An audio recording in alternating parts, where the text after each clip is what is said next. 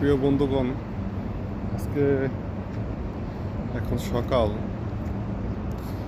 যারা আরবকালকে থাকেন অবশ্যই জানেন যে এই দেশের রোদের তাপমাত্রা এই কত থাকে, 50-51।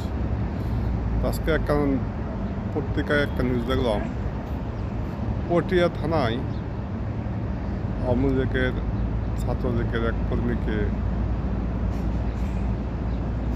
এনসিবি বা বিএনপির কিছু পোলা মানে ওদেরকে দলীয় থানাতে নিয়ে এসে থানাতে পুলিশ আসতে কর্মকর্তা উনি বলতেছে উনির বিরুদ্ধে তো কোনো হয়রান নাই, বা কোনো কেস নাই, আমি উনিকে কী মনে করি গ্রেপ্তার করবো, তো না তোমাকে গ্রেপ্তার করতেই হবে।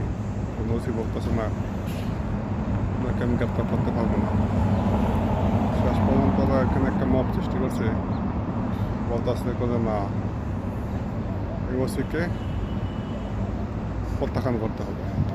শেষ পর্যন্ত আজকে দুই দিন মনে হয় 3 দিন, তবে এখন আমি নিজেও দেখলাম যে ওসিকে প্রত্যাখ্যান করা হয়ে গেছে। ঠিক আছে, এর থেকে আপনার কি মনে করেন? উনি ও আওয়ামী লীগ করে, তার নামে কেস দিতে হবে, বাস কেস নেয় নাই, দুর্ভোগ নিয়ে এসেছে। Thank you.